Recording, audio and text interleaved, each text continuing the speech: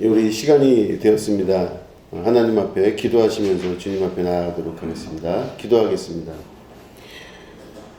하나님 아버지, 오늘 주께서 제정하신 주님의 날 하나님의 전에 모여 함께 예배드립니다. 예배 가운데 자정하시고 주님의 음성을 들으며 살아가는 귀한 결단의 시간 되게 인도하여 주시고 예배의 시종 가운데 함께 하셔서 하나님의 거룩한 임재를 경험하게 하여 주시옵소서. 예배가 우리에게 얼마나 소중한 것을 다시 한번 깨달으며 예배를 귀히 여기는 이 순간 될 수 있도록 함께하여 주시옵소서. 감사드리며 예수님의 이름으로 기도드립니다. 아멘. 예, 우리 찬송 246장 함께 찬송하시겠습니다.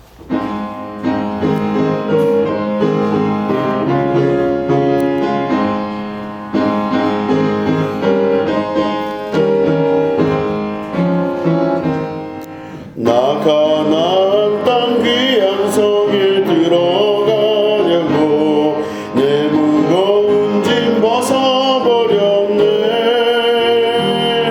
죄중에 다시 방황할 일 전혀 없으니 저 생명 시내가에 살겠네. 길이 살겠네. 나 길이 살겠네. 저 생명 시내가에 살겠네. 길이 살겠네. 나 길이 살겠네. 저 생명 시내가에 살겠네. 그 불과 구름 기둥으로 인도하시니 나가는 길이 영통하겠네. 요단강을 내가 지금 건넌 후에는 저 생명 시내가에 살겠네. 길이 살겠네. 나 길이 살겠네. 저 생명 시내가에 살겠네. 길이 살겠네. 나 길이 살겠네. 저 생명 시내가에 살겠네. 내 주린 영혼 만나로서 먹여주시니 그 양식 내게 생명 되겠네. 이후로 생명 양식 주와 함께 먹으며 저 생명 시내가에 살겠네. 길이 살겠네. 나 길이 살겠네. 저 생명 시내가에 살겠네. 길이 살겠네. 나 길이 살겠네. 저 생명 시내가에 살겠네. 드려진 예물을 위해서 기도하겠습니다. 하나님 아버지, 예물드린 손길을 하나님께서 기억하여 주시옵소서. 하나님께서 예물드린 손길들을 위해 함께하여 주시고 물질의 모든 것들을 넘어설 수 있는 믿음의 승리를 허락하여 주시옵소서. 영적으로 타락하지 아니하게 하시고 순수한 마음, 가장 선한 마음으로 하나님과 만나며 이 땅에서의 삶이 승리가 될 수 있도록 축복하여 주시옵소서. 최후 승리는 주님이십니다. 우리 주님께서 승리하셨으니 우리도 십자가의 길을 따라 승리할 수 있도록 도와주시고 인생의 삶을 살아가는 동안 악한 마귀 사단의 유혹과 더럽고 추악한 저주의 영혼 가운데 우리가 미혹당하지 아니하며 승리하며 주님의 축복과 은혜로 기쁨으로 살아갈 수 있도록 도와주시옵소서. 기도 제목 위에 안수하여 주시고 하나님께서 그 기도 제목마다 들어주시는 은혜가 있게 하여 주시옵소서. 감사드리며 예수님의 이름으로 간절히 축복하며 기도드립니다. 아멘. 예, 우리 하나님 말씀 함께 보시겠습니다. 시편 55편 1절부터 7절에 있는 말씀입니다.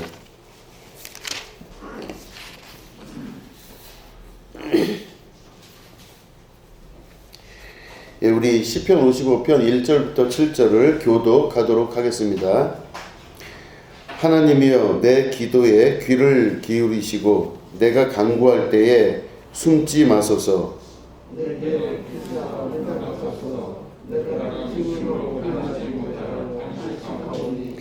이는 원수의 소리와 악인의 압제 때문이라. 그들이 죄악을 내게 더하며 노하여 나를 핍박하나이다.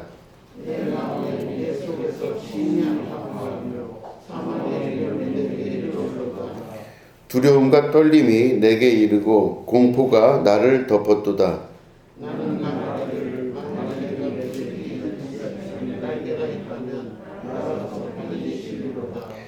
내가 멀리 날아가서 광야에 머무리로다. 셀라. 아멘. 예, 오늘은 광야를 향하여 라는 제목 가지고 함께 말씀을 나누도록 하겠습니다. 시편 55편 우리가 1절부터 7절을 함께 교독했습니다. 그런데 사실은 너무 길어서 다 읽지를 못했습니다. 이제 1절부터 23절까지가 전체적인 오늘 설교의 주 텍스트라고 볼 수가 있습니다. 시편 55편은 다윗이 지은 그 노래입니다. 다윗이 오늘 그 읽은 본문 말씀을 보면 너무 고통스럽고 힘들다고 이야기를 합니다. 그래서 보면 내가 간구할 때 하나님 제발 좀 숨지 말아 주십시오. 그리고 나에게 응답 좀 하여 주십시오. 내가 근심으로 인하여 편하지 못하고 매일 탄식하오니 이렇게 이야기하고 있습니다. 그러니까 다윗이 굉장히 지금 마음이 힘든 거예요. 그러니까 도무지 이 힘든 것을 견딜 수가 없을 정도로 괴로운 거죠. 그러니까 하나님 좀 나에게 도움을 주시옵소서 이렇게 간절히 기도합니다. 그리고 그 이유를 이제 적습니다.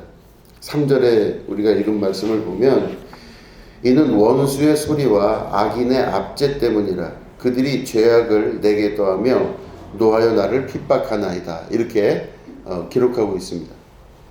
이게 보면 원수의 소리와 악인의 압제 때문에 자기들이 다윗이 너무 힘들다 이렇게 이야기를 합니다. 이 내용이 뭔가 봤더니 왜 이렇게 힘들어하나 다윗이 봤더니 그 다윗의 아들 중에 셋째 아들이 압살롬인데 그 압살롬이 아버지를 죽이려고 합니다. 자기 아버지를 죽이고 왕 위를 찬탈하려고 하는 그 계획을 가지고 대반란을 일으켰어요. 그래서 이 아버지인 다윗이 아들이 죽이려고 하는 그 의도 때문에 도망가서 지금 어디서 숨어 있는 장면입니다. 엄청 끔찍한 일이죠. 아들이 나를 죽이려고 쫓아오는 과정이에요. 그럴 때 그 압살롬이라는 아들이 그 아버지를 폐위시키고 자기가 왕위를 계승하고 또 아버지를 죽이고자 하는 이제 그런 의도로 그 반란을 일으켰는데 당하는 아버지 입장인 그 다윗의 마음은 상상도 못하는 고통에 처해 있는 겁니다. 그런데 그렇게 숨어서 있는 그 순간이 맞는지, 내가 이렇게 숨어 있어야 되는 건지, 차라리 그 아들놈 칼에 죽임을 당해서 정당하게 왕위를 네가 가져가라 이렇게 이야기를 해야 되는 건지, 막 너무너무 괴롭고 고통스럽고 어지럽습니다. 사무엘 상하를 보면 그 다윗의 마음이 아주 철저하게 녹아 있습니다. 이 어떻게 해야 될지를 모르는 거예요. 이 아들이 일으킨 반란으로 인해. 그래도 이 다윗이 계속해서 마음을 그래도 가다듬고 어떻게든지 간에 버텨보려고 노력을 하는데 다른 소식이 들립니다. 아들이 반항하고 이제 반란을 일으켜서 자기를 죽이려고 하는데 다른 소식이 들리는데 그게 뭐냐면 다윗의 옆에서 모사를 이렇게 해주는 아주 지혜로운 모사꾼이죠. 이게 아이도벨이라고 하는 사람이 있었습니다. 아히도벨이 모든 군사 전략에서 아주 사람의 심리를 잘 파악해서 어느 나라를 어떤 방식으로 치고 요렇게 뒤로 돌려서 그 사람들을 이렇게 어려운 장소에 끌어들여서 그들을 죽이면 됩니다. 그래서 사람의 심리를 아주 잘 이용해서 그 죽이는, 그리고 전쟁을 이기는 이제 그런 그 모략을 잘 꾸미는 이제 그 친구인 사람이, 부하이면서 친구인 사람이 아히도벨이에요.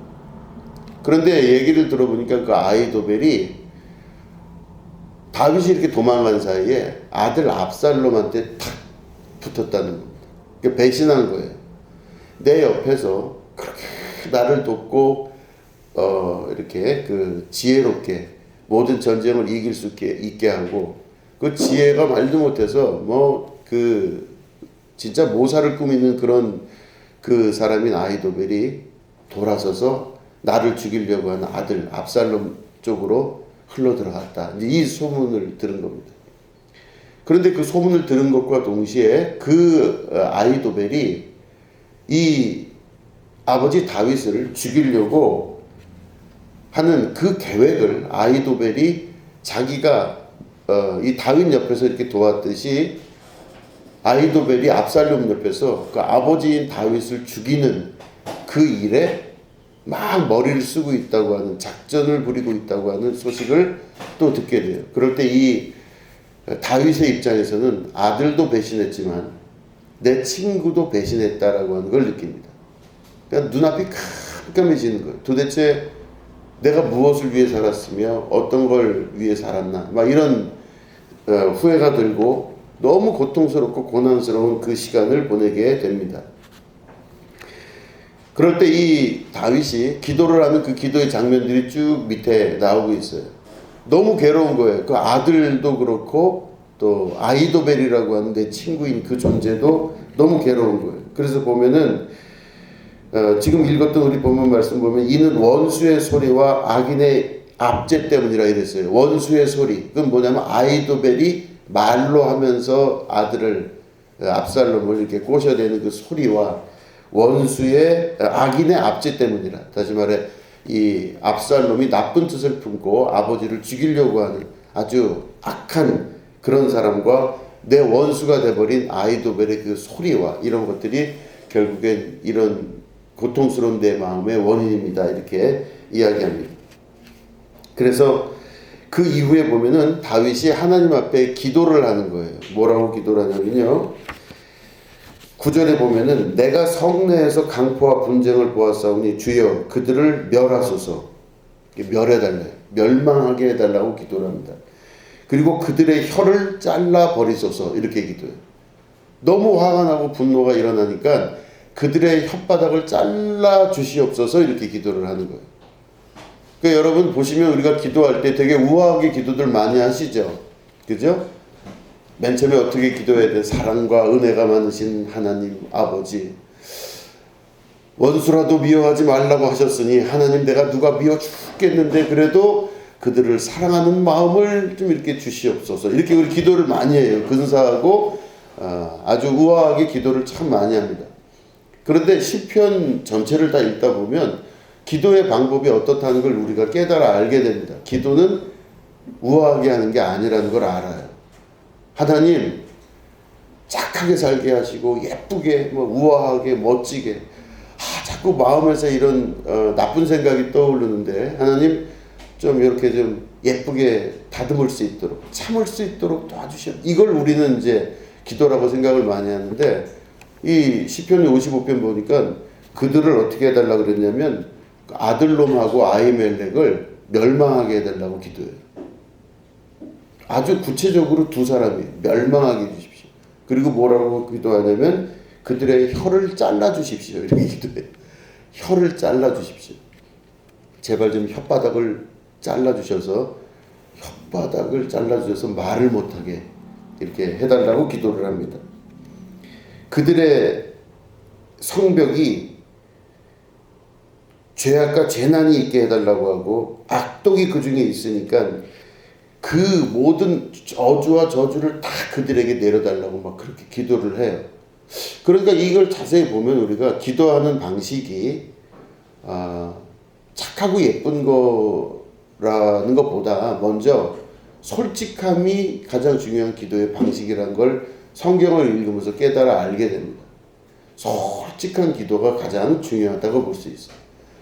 괴롭고 힘들고 아픈 심정이에요. 그렇기 때문에 현재 괴로운 게 내 첫 번째 마음이기 때문에 기도를 할 때는 하나님 앞에 솔직하게 기도하는 게 가장 중요한 것 같습니다.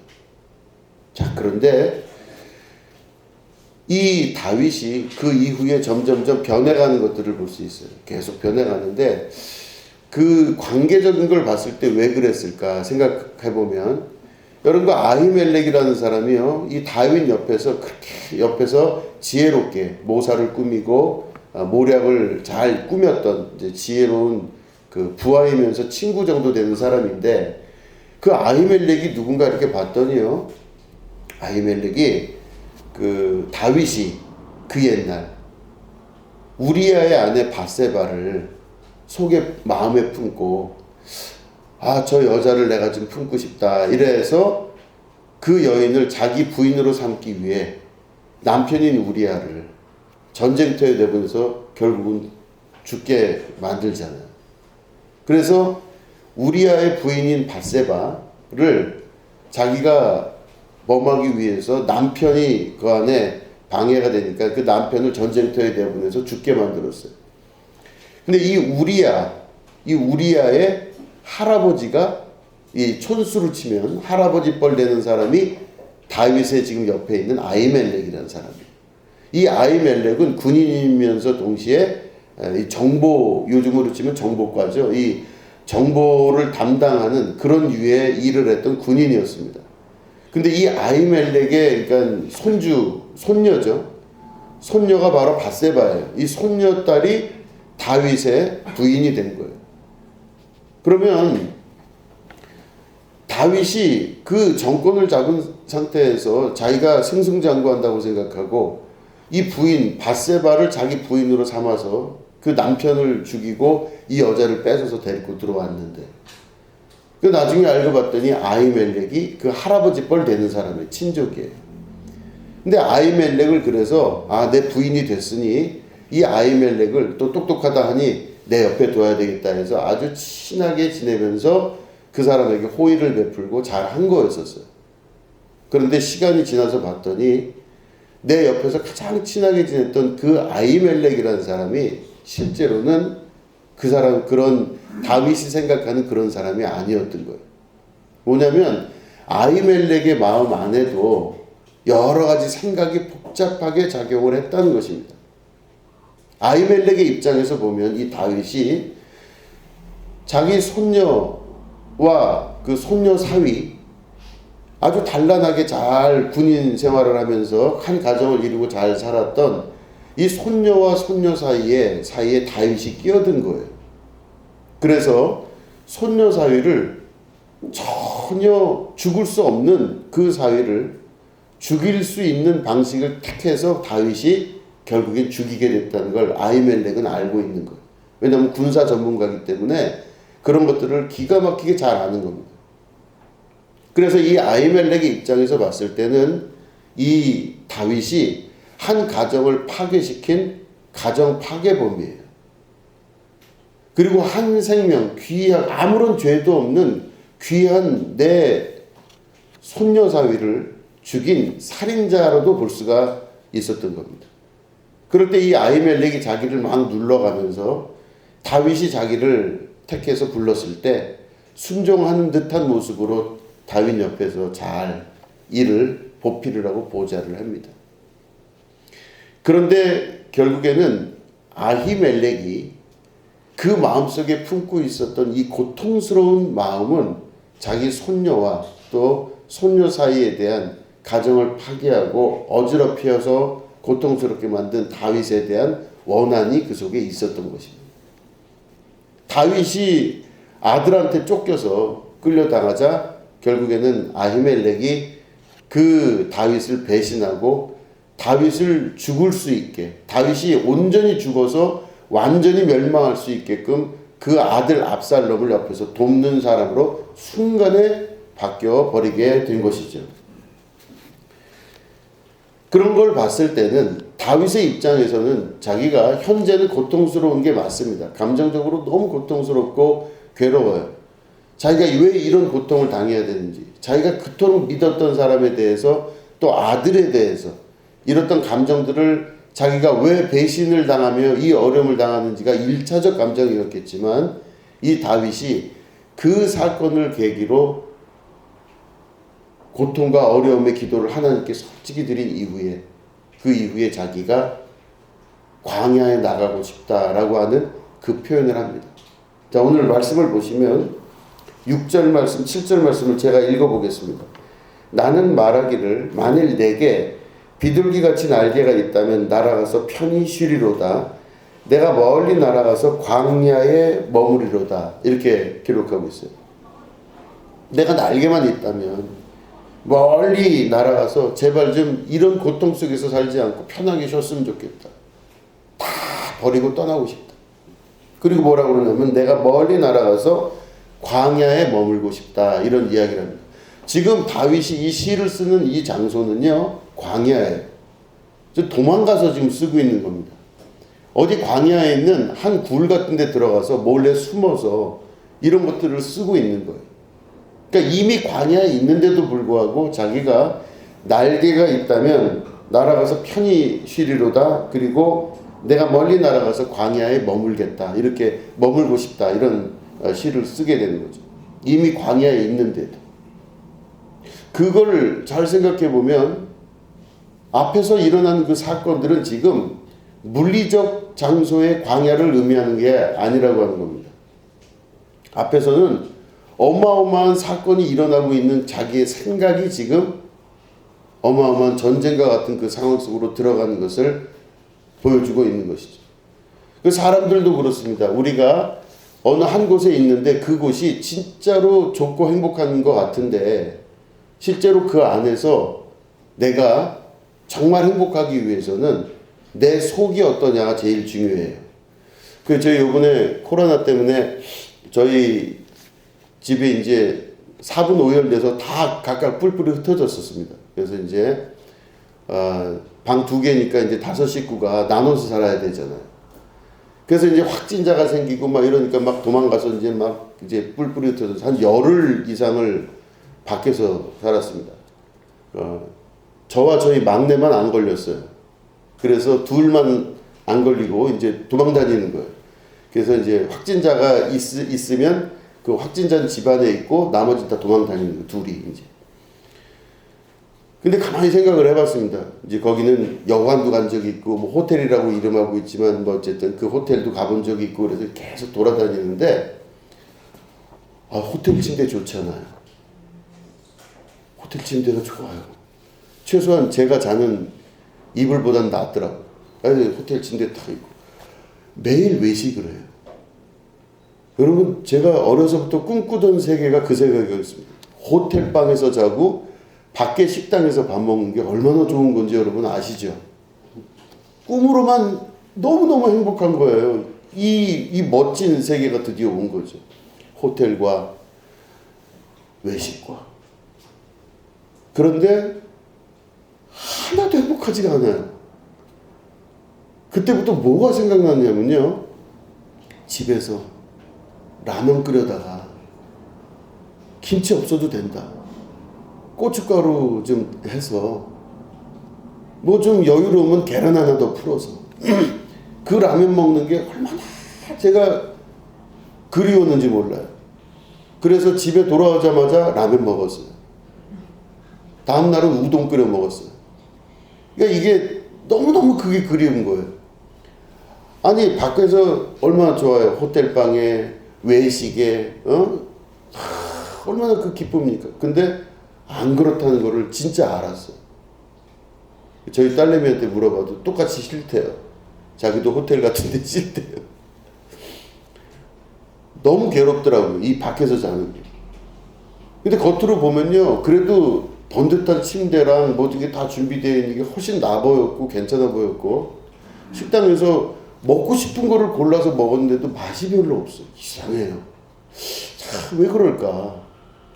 그런데 확실한 건 뭐냐면 우리가 생각하고 있는 세계의 겉으로 보이는 것과 내 마음이 편한 것과는 너무 큰 차이가 있더라고요. 호텔에서 자더라도 마음이 편하고 행복하고 놀러가고 이러면 차라리 나은데 그게 아니라 속이 다른 거예요. 내 속이. 그 다윗이 그러지 않았겠나 싶습니다. 다윗은 지금 뭐라고 얘기하냐면 이곳에서 자기가 날개만 있으면 여기서 막 날갯짓을 해서 도망가서 어디 좀 광야 같은 데 가서 거기서 좀 혼자 좀 있고 싶은데 이런 이제 얘기를 하는 거예요. 이게 너무 괴로운 거니까. 아들놈은 배신했지. 아주 친한 친구라고 하는 그 지혜로운 친구는 또 배신했지. 그러니까 이걸 견딜 수가 없는 그런 그 고통이 이 다윗에게 있다고 하는 것입니다. 그래서 맨 처음에는 아주 저주를 퍼부으면서 이 두 사람을 혀를 잘라지게 해주고 모든 저주와 악독이 그들에게 다 가게 해달라고 이렇게 기도를 했지만 결국엔 다윗이 그 기도를 하며 내가 어디서 멀리 날아가서 쉬고 싶다. 내가 지금 이미 광야지만 멀리 날아가서 쉬고 싶다. 이런 이야기를 하는 겁니다. 자, 보시면 다윗은 지금 물리적으로는 광야에 있는 상태입니다. 지금 뭐 없어요. 아무도 없어요. 지금 광야에 있는 거예요. 근데 자기가 거기서 광야로 가고 싶다라고 하는 이 뜻은 다른 말로 하면 몸의 육체는 지금 거기에 있지만 진짜 내 안에서 내 영이 광야로 나가고 싶다 하는 영적인 의미를 갖고 있다는 것입니다. 좀 전 말씀드린 대로 제가 호텔방에 누워 있지만 저는 호텔방에 누워 있었는데 진짜 호텔을 가고 싶었어요. 이해되시겠습니까? 아무리 좋아 보이는 거라 할지라도 마음이 좋아야 진짜 좋은 거예요. 아무리 대단히 괜찮아 보이는 것이라 해도 마음이 좋아야 진짜 좋은 겁니다. 그럴 때 다윗의 이 이야기를 우리가 가만히 생각을 해보면 다윗이 지금 현재 속해 있는 광야가 아니라고 스스로 이야기하는 것처럼 우리들의 마음 안에서 일어나고 있는 수많은 사건들은요, 우리가 혹은 영화를 보는 것 같은 인생을 살고 있다는 것입니다. 내 안에는 지금 수많은 영화가 상영되고 있습니다. 내 안에는 지금 스토리가 계속 전개되면서 이 사람이 나타나고 저 사람이 나타나고 이런 일이 있고 저런 일이 있고 하는 게 내가 지금 실제라고 믿고 있는 것일 뿐이지 실제로는 눈앞에 보이는 모든 것들보다 더 중요한 내 마음의 상태는요, 영화를 보는 것과 같이 계속해서 스크린이 돌아가고 있는 거예요. 그래서 내가 눈으로 보이는 세계가 아니라 눈으로 보이지 아니하는 내 마음속의 세계가 실제로 더 느껴지는 거예요. 그러니까 다윗의 이야기처럼 눈앞에 벌써 광야가 있고 자기는 광야에 있는데도 날개가 있으면 자기가 광야로 날아가고 싶다. 이런 이야기를 하는 것이죠. 그러는 자기 마음이 광야로 날아가지 못한 겁니다. 다윗은 지금 육체적으로는 광야에 머물고 있지만 그 마음은 지금 어디로 가 있냐면 왕궁에 가 있는 거예요. 자기를 배신한 아들놈이 있는 압살롬 그 왕궁과 또 아이도벨이 있는 그 왕궁, 자기가 있었던 그 처소에 자기 마음이 가 있는 거예요. 그러니까 다윗은 광야에 누워 있어요. 육체는 누워 있는데 마음은 계속해서 그 고통스러운 그 왕국에서 떠나질 못하고 있는 겁니다. 계속 계속 힘든 거예요. 그러니까 결국엔 모든 것들이 영화같이 앞에서 보여지는 겁니다. 우리 영화 볼 때 보면은 자리에 앉아서 이렇게 앞에 스크린이 막 돌아가면요, 영화에 푹 빠지잖아요. 그러면 그 영화가 기껏해야 빛이 이렇게 비춰서 소리가 들려서 그거를 이렇게 보여주는 그 환상 같은 그런 장면들임에도 불구하고 빛밖에 안 되는 것 뿐인데 그걸 우리는 실제라고 믿고 실제라고 여기고 살고 있어요. 이 영화관에서 영화를 보는 것 같아요. 근데 이런 동일한 현상이 꿈도 비슷합니다. 꿈도 내가 악몽을 꿔요. 악몽을 꾸면요, 막 누군가가 나를 쫓아오고 막 괴롭고 힘들고 막 그런 막 도망가는 장면이 연출됩니다. 그럼 악몽을 꾸게 되면 악몽을 꿀 땐 진짜같이 느끼는 거예요. 내가 아, 이건 실제구나라고 느끼는 거예요. 그러니까 중요한 거는 내 마음에서 일어나고 있는 수많은 사건들이 실제라고 여겨지기 시작할 때는 그 실제가 곧 나에게 느껴지는 감정이 되고 모든 것이 진짜가 되고 마는 것입니다. 그럴 때 가장 중요한 핵심은 바로 뭐냐면 이 악몽에서 이 사람이 빠져나오는 방법은 바로 뭐냐면 그 괴물 같은 존재가 나를 죽이려고 쫓아오는 존재가 나를 죽이지 못하도록 이 꿈속에서 이걸 막아주는 게 그 사람을 도와주는 게 아니에요. 제일 중요한 거는 이 사람을 잠에서 깨게 하면 됩니다. 그리고 우리가 영화를 볼 때도 막 무서운 영화, 좋은 영화, 뭐 모든 것들이 푹 빠질 수밖에 없는 그런 영화를 막 보고 있는데 그 장면을 막 보고서 너무 좋아요, 지금 막. 그리고 혹은 너무 힘들어요. 이런 장면, 이 스토리 안에 쭉 빨려 들어갈 때 거기서부터 우리가 빠져나올 수 있는 유일한 길은 영화관의 영상기를 꺼버리면 되는 겁니다. 그리고 영화관에서 나오면 되는 거예요. 그럼 모든 게 다 끝나버려요. 우리의 마음속에서는 그래서 지금도 동일하게 꿈과 같이 이 악몽과 같이 생각이 생각을 꼬리를 물고 계속해서 그 악몽이 진짜 같이 이렇게 막 드러나고 나타나는 것을 볼 수 있습니다. 우리 안에는 생각이 생각을 낳고 생각이 생각을 낳아서 여러 가지 일들이 마음속에서 꽉 차 있어서 내가 이미 광야에 있는데도 광야를 광야로 느끼지 못하고 내가 이미 광야에 있음에도 불구하고 내 속은 지금 왕궁에 가서 그 원수 같은 것들을 죽이고 싶고 그것들의 혀를 잘라버리고 싶은 그런 감정들이 드는 것. 이게 바로 우리들이 살아가고 있는 현재의 실제적인 모습이라는 것입니다. 그러면 우리들이 여기서 깬다는 것은 도대체 무엇일까? 이 악몽에서 깨고 이 광야에서 내가 날개를 달아 진짜 광야로 내가 날아가고 싶다라고 하는 이것들을 이룰 수 있는 건 과연 무엇일까? 그게 바로 하나님 나라의 모든 것들을 맡기는 것입니다. 자, 우리 22절을 한번 보실까요? 22절 말씀을 우리 함께 읽도록 하겠습니다. 22절입니다. 시작. 내 짐을 여호와께 맡기라. 그가 너를 붙드시고 의인의 요동함을 영원히 허락하지 아니하시리로다. 아멘. 내 짐을 여호와께 맡기라.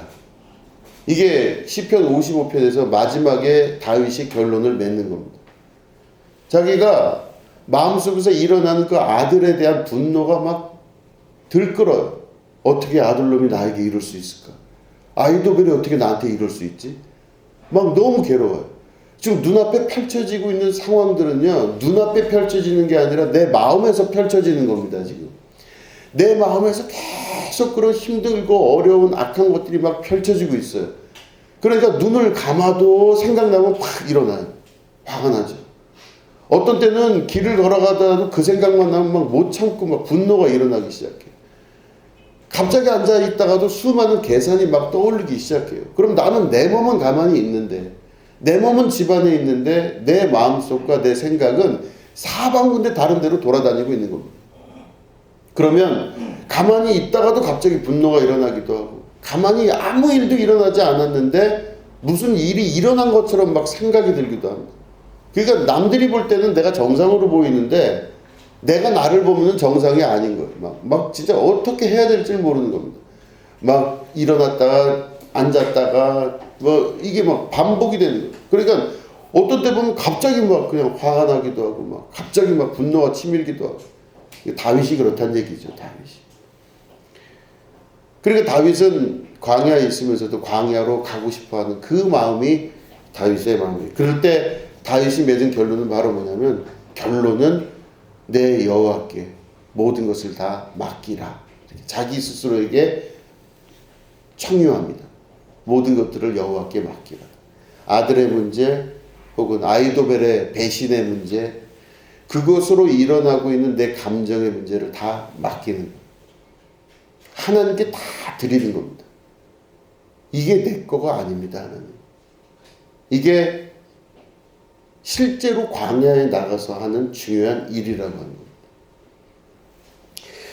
겁니다. 이제 제가 신학교를, 감리교 신학대학을 나왔는데, 그 감리교 신학대학은 1년에 한 번씩 꼭 퇴수회라는 걸 갑니다. 퇴수회. 총 MT면 총 MT지 왜 또 퇴수회인가 그래 봤더니, 퇴수회가 뭐냐면, 퇴가 뒤로 물러날 퇴자예요. 물러날 퇴자. 수는 닦을 숫자예요. 그러니까 한 걸음 뒤로 물러나서 내 몸과 영혼을 닦는다 이런 거예요. 그래서 퇴소회라고 합니다. 그러니까 전교생들이 이제 퇴소회를 의무적으로 참석을 해야 돼요. 1년에 한 번은 반드시. 그러니까 퇴소회를 갑니다. 지금은 그게 많이 퇴색이 됐어요. 그런데 퇴소회를 꼭 가야 되는 그 이유가 뭘까? 이렇게 보면 그 퇴소회라고 하는 건 우리 감리교에서 보통 사용하는 건데 천주교에서는 피정이라는 단어를 씁니다. 피정. 들어보셨죠? 피정 간다 그럽니다. 피정 간다는 거는 이제 피하는 거죠. 피해서 한 곳에서 이제 쉬게 되는 겁니다. 이게 피정이라고 합니다. 근데 피정은 실제는 로욜라라고 하는 그 사람이 창시했습니다. 예수회를 창시한 사람이 로욜라인데 그 로욜라가 피정을 만들었어요. 그때부터 이제 교회 전통 안에서 피정이라는 게 들어갑니다. 퇴소회라는 게 들어갔어요. 근데 그걸 왜 하나? 그걸 도대체 왜 하나? 우리가 생각을 할 수 있지 않겠습니까? 이 바쁜 시간에 이 바쁜 세월에 왜 퇴소회를 왜 하고 피정을 왜 하나? 근데 보면 피정을 할 필요가 있습니다. 그걸 제가 경험적으로도 많이 느꼈어요. 피정은 다시 말해 퇴소회는 지금 현재 내가 몸과 영혼과 모든 것들이 막 바쁘게 돌아가요. 쉬지 않고 돌아갑니다. 그러면은 나도 모르게 그 세계 속에 푹 빠지게 돼요. 몸이 익숙해지고 또 내 영혼이 익숙해져요. 마음이 익숙해져요. 그러니까 그 바쁘게 로테이션 되는 세계 속에서 내가 계속 들어가서 로테이션이 되면 거기에 익숙해져요.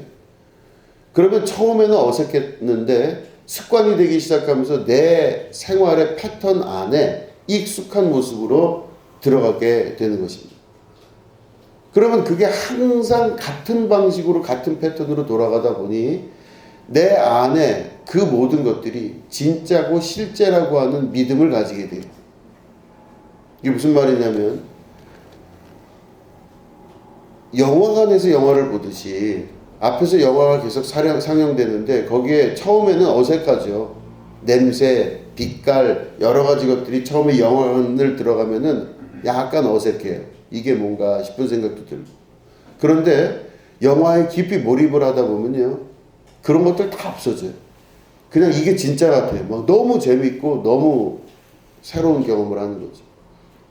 근데 우리 생활이 그렇다는 겁니다. 한 곳에 일정하게 계속하여서 그것들을 반복적으로 하다 보니 앞에 보이고 있는 것이 영화라고 생각을 못하고 이거를 실제라고 믿게 되는 것입니다. 짜릿한 거죠. 앞에 보이는 게 실제. 말씀드린 악몽도 똑같습니다. 악몽도 꿈속에서 일어나는 일인데 꿈속에서 지금 저기서 모든 것들이 쫓아오는 건데 이게 자기 스스로가 이게 꿈이라는 걸 알지 못해요. 대부분. 그렇기 때문에 이 꿈에서 일어나는 많은 사건들이 실제라고 여기기 때문에 잠자고 있는 내 몸이 막 땀도 흘리고 막 소리도 지르고 이런 일들을 하게 되는 겁니다. 그 안에 깊이 들어가서 완전히 푹 쌓여져 있으면요. 자기가 그 패턴에서 벗어나지를 못하기 때문에 모든 걸 다 실제로 여기고 진짜로 여기는 것입니다. 우리가 살고 있는 현재의 삶 가운데도 우리는 다 이 모든 것들이 실제와 진짜라고 여기고 믿고 살고 있습니다. 다윗에게 있어서의 현재 실제는 바로 뭐냐면은 아들의 배신과 아히도벨의 배신이에요. 이건 실제예요. 분명히 일어나는 사건이고 이것 때문에 내가 속이 상하고 괴롭고 아픈 일이에요.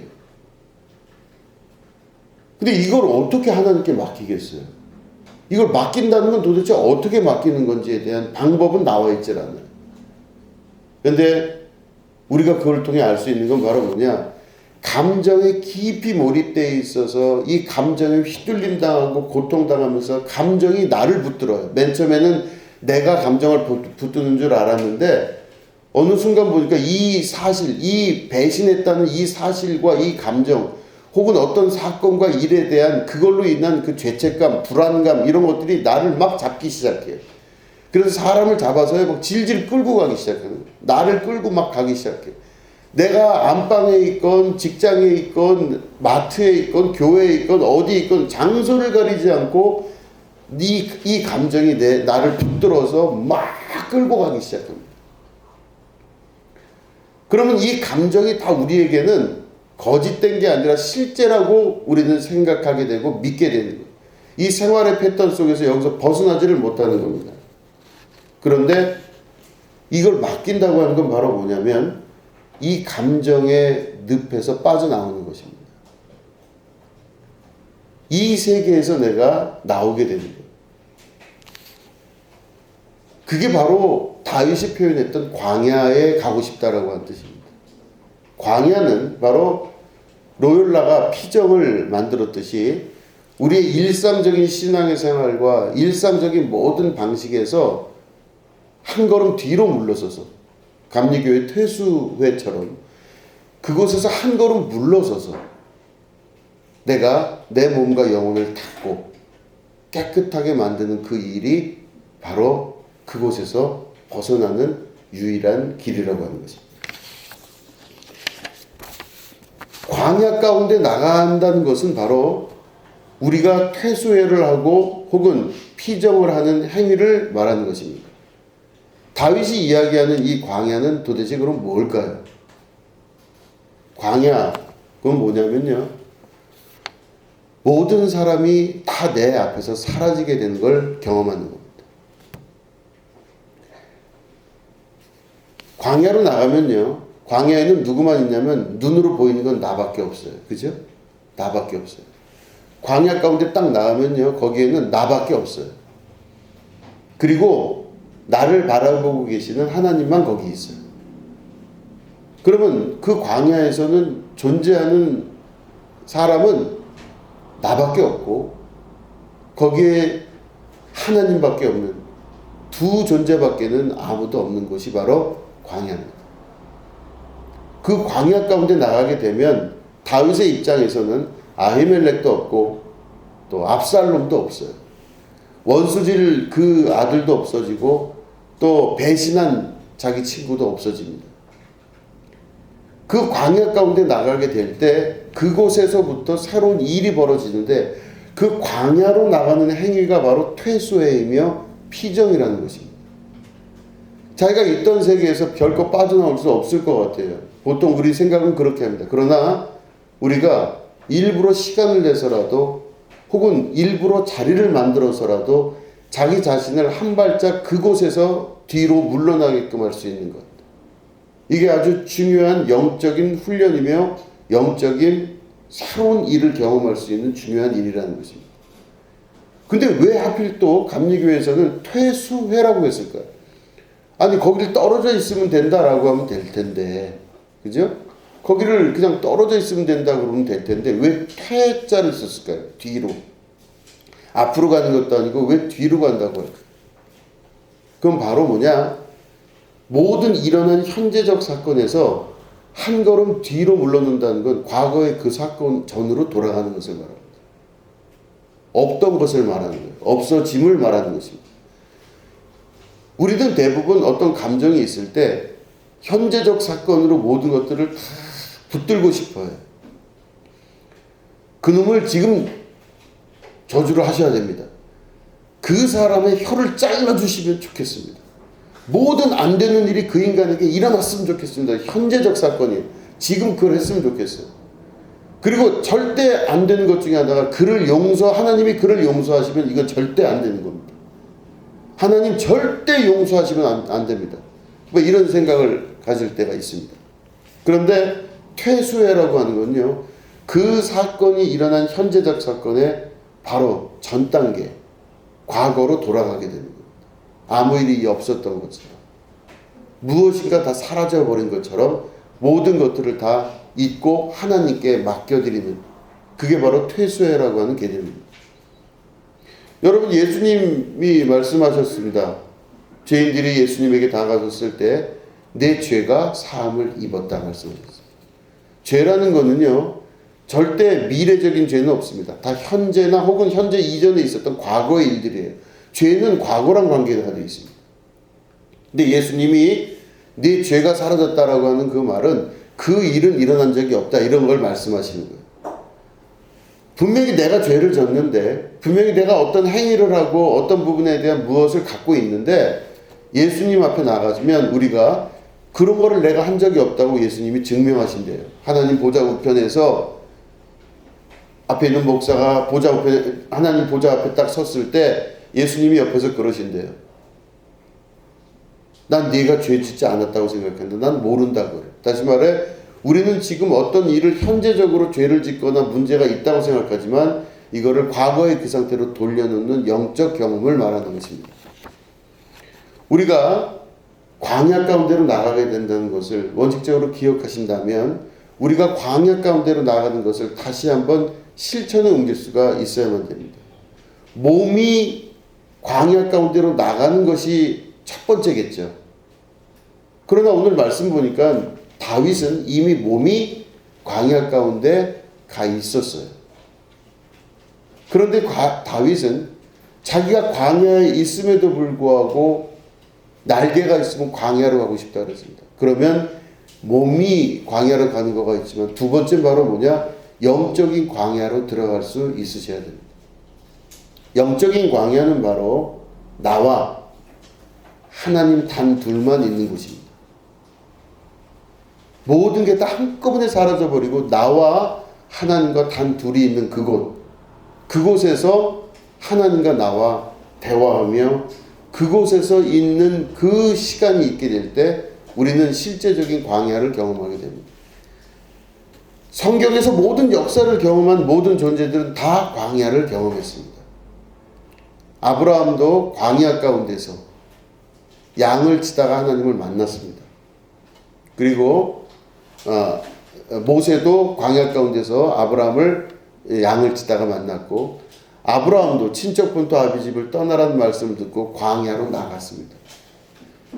다윗도 그랬고 솔로몬도 그랬고 야곱도 그랬습니다. 야곱도 루스라고 하는 그 광야에 죽을 수밖에 없는 곳으로 가서 거기서 하나님을 만났어요. 예수님도 광야에서 시험을 통과하고 하나님의 사역을 시작했습니다. 바울도 다소라고 하는 자기 고향에 13년 동안 머물러 있으면서 바보처럼 13년 동안 아무것도 못하는 그 순간 그 광야 가운데 하나님과 자기만 만나는 그곳에서 훈련을 받았습니다. 그렇다면 우리도 역시 하나님께서 우리를 이끄시는 그곳으로 가게 될 텐데 그곳은 바로 광야가 되어야 될 줄로 믿습니다. 광야는 바로 하나님과 나와의 단 둘이 있는 장소를 말합니다. 예수님께서는 그거를 골방이라고도 말씀하셨어요. 너희들은 기도할 때 골방에 들어가 기도하라 이렇게 말씀하셨습니다. 골방은 바로 뭐냐면 어떤 누구도 침범할 수 없는 어떤 누구도 같이 하지 아니하는 오로지 하나님과 나와 단 둘이 있는 그곳 거기가 골방입니다. 골방이 다윗의 입장에서는 광야입니다. 그렇기 때문에 홀로 있는 그 순간 영적인 그 순간 그리고 시간을 현재로만 받아들이지 아니하고 퇴수회처럼 과거의 그 상태로 내 영을 생각을 돌이킬 수 있고 또 여러 가지 감정이 들거나 여러 가지 생각이 드는 생각에 꼬리를 무는 그 순간순간마다 하나님 앞에 자기 자신을 내려놓고 온전히 맡겨드려요. 이건 내 인생이 아닙니다. 이건 하나님의 인생입니다. 이제부터 내가 내 마음대로 살지 않고 하나님께서 내 안에 살아내어 주시옵소서. 기도하면서 자기의 인생을 하나님께 드리는 그리고 맡겨드리는 거죠. 그런 삶으로 우리가 돌아가게 될 때 영화관에서 보는 영화 혹은 꿈에서 악몽을 꾸는 것과 같은 모든 세상의 현실들을 넘어설 수 있는 믿음의 길 안으로 들어설 수가 있게 되는 것입니다. 우리는 당장 눈앞에 보이는 모든 것들이 우선된다고 생각해요. 너무나 이걸 실제라고 믿고 있습니다. 그러나 믿음 안에서 이것들을 바라본다면 영적인 세계 그리고 기적의 역사를 경험할 수 있게 되실 것입니다. 저도 목회를 해오면서 쭉 지금까지 목사로서의 삶을 살면서 여러 가지 그런 경험들을 했습니다. 임상이죠, 임상. 제 스스로. 아무리 좋은 자리에 가 있어도 내 속이 그렇지가 않아요. 그런데 아무리 어려운 환경에 있다 하더라도 내 속이 너무 기쁘고 감사하고 행복한 걸 경험한 적도 있습니다. 무엇이 우선이고 무엇이 진짜일까 봤을 때 실제가 무엇인가를 우리가 다시 한번 볼 수 있다는 것. 이게 바로 믿음의 첫 발걸음을 내딛는 중요한 길인 것이죠. 그러기 위해서 우리가 해야 될 건 바로 현실에 매몰돼서 살지 않고 계속 그 영화 계속 보지 않고 꿈속에서 계속 악몽 꾸고 돌아다니는 것이 아니라 내가 하나님의 품 안에서 그리고 하나님께 모든 걸 맡겨드리고 이 꿈에서 깨는 작업들이 우리 안에 있어야 됩니다. 그러기 위해선 이 꿈에서 깨어지기 위해서는 반드시 광야로 들어가셔야 됩니다. 광야는 주변 사람들과의 관계 혹은 사건, 일어났던 모든 일들, 모든 것들을 다 내려놓고 오로지 하나님과 나만이 존재하는 현재성만 존재하는 그곳이 바로 광야입니다. 다윗은 그곳으로 갔고 그곳에서 했던 일이 하나님께 모든 걸 맡겼던 겁니다. 내 모든 짐을 여호와께 맡기라. 하나님 앞에 모든 걸 맡기고 그 하나님이 하시는 일들을 볼 수 있는 여러분 되시기를 주님의 이름으로 축원합니다. 기도하겠습니다. 하나님 아버지, 우리는 우리가 살아가는 세계가 너무 실제와 같아서 이거를 실제라고 여길 때가 참 많습니다. 그러나 다시 한번 우리가 믿음으로 고백하며 이 모든 것들이 순간에 지나갈 것이며 우리는 영원한 하나님 품 안에서 사는 주님의 품 안에 있는 잠든 아이들이라는 것을 깨달아 알아. 꿈에서 깨며 영화관에서 나오며 모든 것들을 주께 맡기며 살아갈 수 있는 주님의 믿음의 자녀들로 성장시켜 주시옵소서.